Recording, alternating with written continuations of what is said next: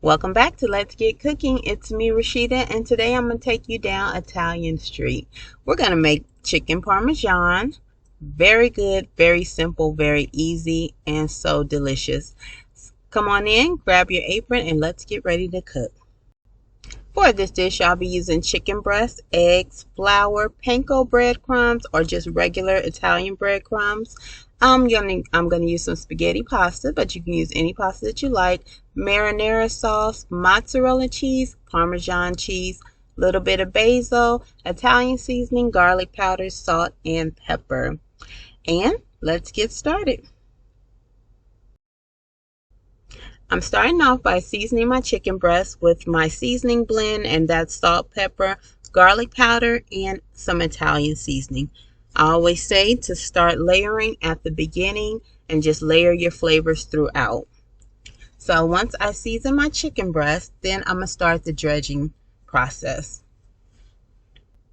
So next to the chicken, I have the breadcrumbs, I have flour, and I have an egg. The process to breading the chicken is you want to dip it in the flour, the egg, then the breadcrumbs. And that's going to give you that nice coating. Now I'm just flipping the chicken over and going ahead and seasoning the other side. And then I'll start the dipping process.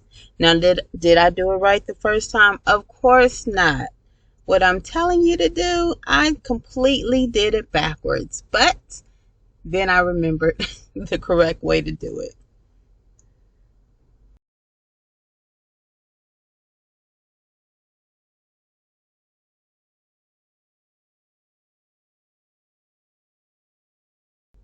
Okay, so my chicken is ready to start the process, but I don't like the way the plates are, so I'm just going to rearrange those real quick to make it a little bit easier or less messy.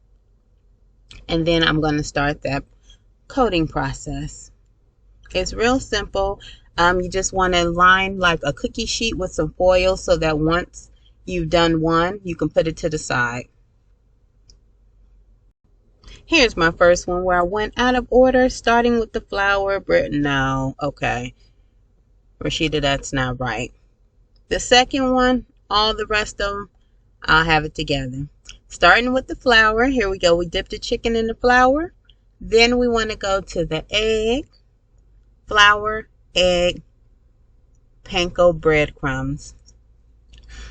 Panko breadcrumbs are Japanese breadcrumbs. They're a bit crunchier than your regular Italian breadcrumbs. Either one works fine.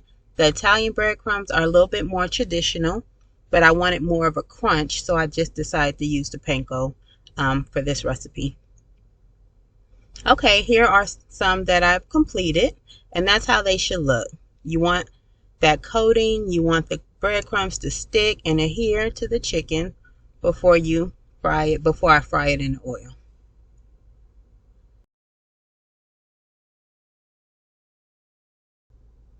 Next up is just a quick shot of me getting my spaghetti ready. You take your spaghetti, you make sure your water is boiling, add salt to that boiling water, then go ahead and add the pasta.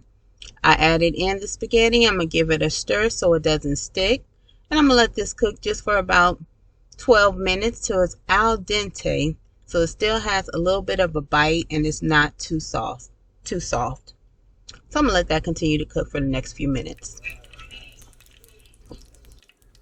My pan is ready for the chicken. I placed about a half a cup of olive oil in the pan, and I'm just going to lightly fry the chicken on both sides for about 3 to 4 minutes on each side. I'll finish cooking it in the oven, but this will make of course, turn it nice and crispy. Once again, this chicken will cook 4 minutes, about 4 minutes on each side. It will not be completely done as I will finish it in the oven.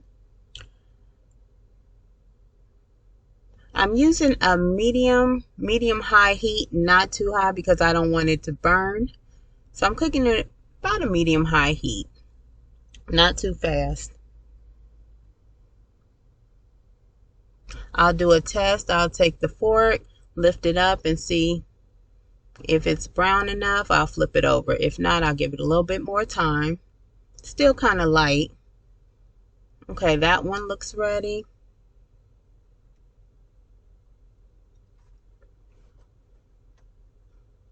Okay, while the other two are waiting, when they're all done, they'll continue to cook, and then I will take them out, and then we'll move to the next step.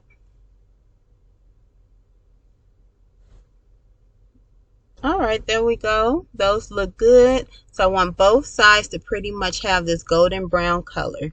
That's how you know that they're ready. Once they're done cooking, I'm going to take them out and just place them on a baking rack so that they can drain any excess oil. And then from there, I'm going to get my 9x13 baking dish and we'll get ready to prepare them for the oven. There's my spaghetti. It's finished. It has been drained. So it's just waiting until the chicken parmesan gets finished. Here's my baking dish. It's about a 9x13 because I only have 5 pieces of chicken. And I'm just going to put a little bit of spaghetti sauce, marinara sauce, any kind you like from the jar, from the can will work.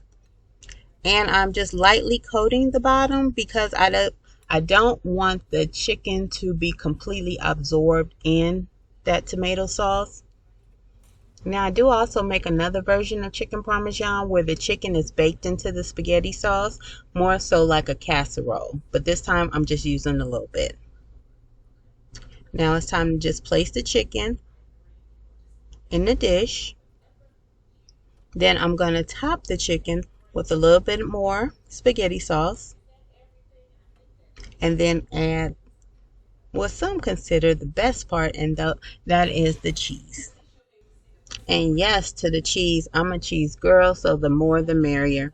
But now I'm going to go ahead and place some more sauce on top of the chicken, not fully engulfing the chicken with the sauce because that would defeat the purpose of having a crispy fillet. So if I just smothered the chicken with the sauce, it's going to definitely soften the batter. Okay, so while I'm getting my chicken prepared for the oven, let's talk chicken parmesan. Have you had it? Do you make it? Have you had it at a restaurant and you love the way they make it? What's your favorite restaurant? Feel free to share in the comments where you have had chicken parmesan before, or do you even make it yourself? Now here's that combination of mozzarella and parmesan, mostly mozzarella. About 2 cups of mozzarella and a half a cup of Parmesan cheese. You can use grated Parmesan or shredded. For this recipe, I had some shredded, so I just used that. But either works well.